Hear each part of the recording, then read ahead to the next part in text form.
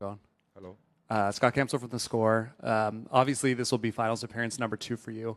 I was curious if you see any similarities between the 2019 Raptors team and the current Pacers team you're on. I feel like I've been asked this question a lot.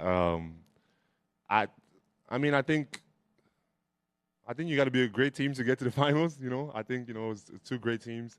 Obviously different in a lot of ways, but also just some similarities in terms of just like playing the game the right way, having some level of defense, which ultimately gets to winning, and I think a mix of veterans and also young players, which I thought we had also back in 2019. So it's different in a lot of ways, but also some similarities.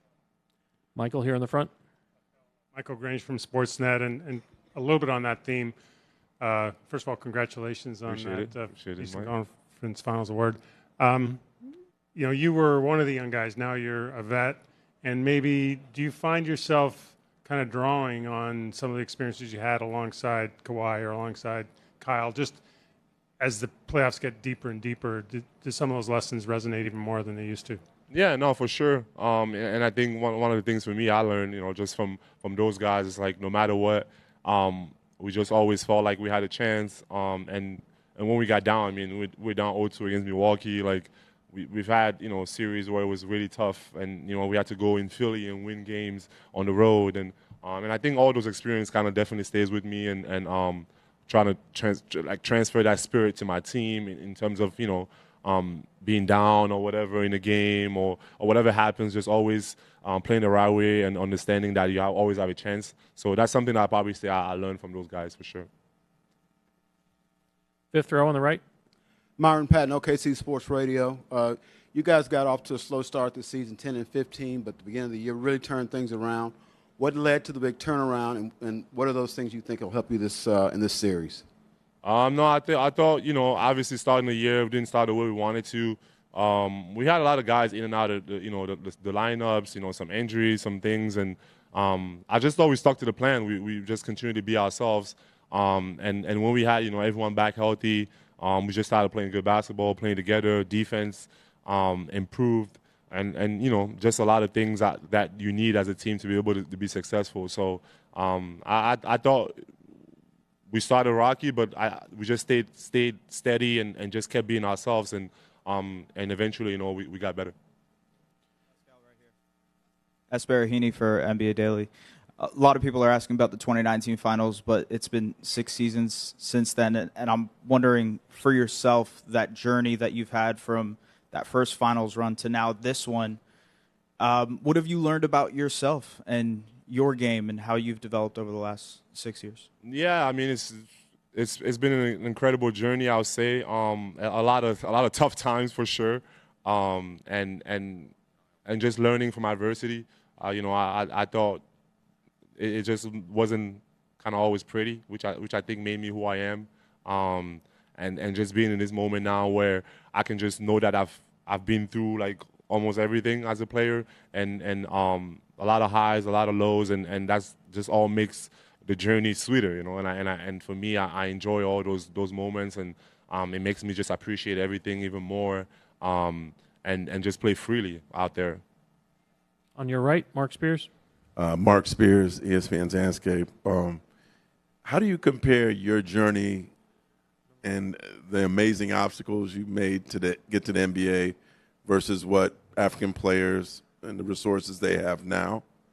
And also, what kind of role model are you for, aspiring African players to get to the NBA? Yeah, no, it's been interesting. I think for me, coming in as a young player, just not really having played any basketball really, having to learn on the fly, and I think at that time it was mostly like when you was a big guy from Cameroon, you just came in and you was a big and you ran and you dunked, that's pretty much what it was. And I think for me, I can see that evolving now, with guys my size being able to do different things, and now with the NBA going in Africa, like it's just there's just so much more development, and guys are getting a lot better, and the skills are being learned early on.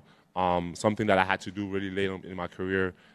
So it's evolving, and I hope, I can be one of those guys that, some young guys can look at and be like, look at his journey and the things that he's able to accomplish and how he did it.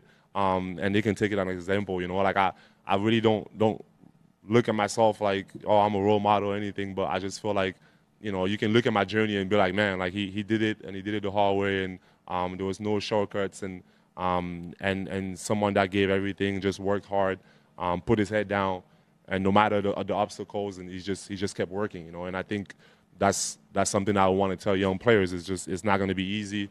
Nobody's going to give you anything. You're probably going to have less opportunity because you come from where you come from. And as long as you understand, the odds against yourself, and that you just go out there, no nonsense, you just work on your game, I think, you can accomplish big things. So I hope that, they can look at my journey and be like, yeah, that's someone that did it that way. Over here on your left, third row.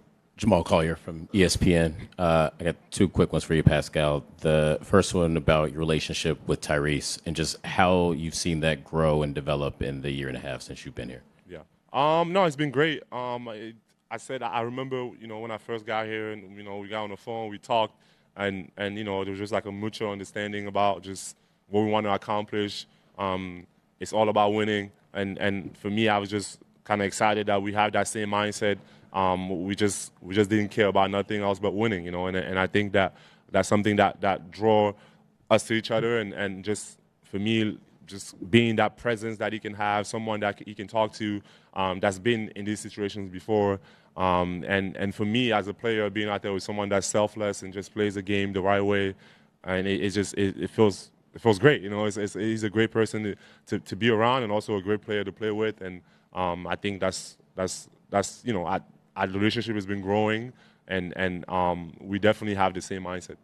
And then just you guys haven't lost back-to-back games since March, and I think Tyrese has said a couple of times that the film sessions in between can get like pretty brutal, pretty honest, sort of pointing out mistakes. Just what are those film sessions like with Rick Carlisle after a loss? Kind of what do you think makes him so good at making adjustments? I mean, I think we just look at ourselves. It's like the film is there; it doesn't lie, right? So you look at it and you see what you can do better, and just being honest about what we need to do to get better. And I'm glad that the guys been able to just turn the page on whatever has happened before and just move on. Last two. It's third row over here on the right, and second row. Hey, Pascal. Vince Goodwill, Yahoo Sports.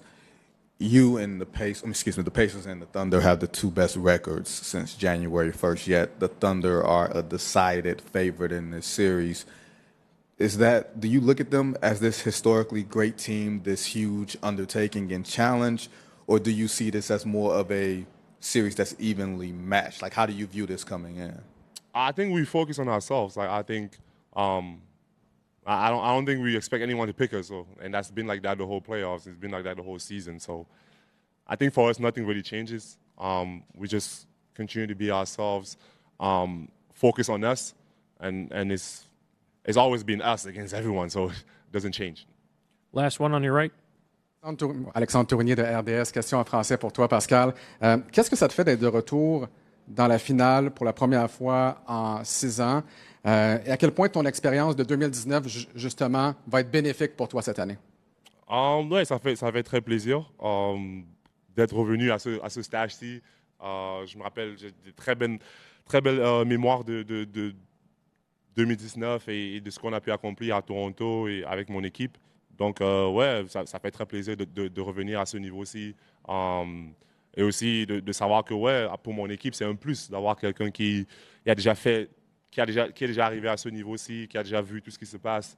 Donc, ouais, ça fait très plaisir d'être ici. Et puis, on espère que ça va nous aider en équipe.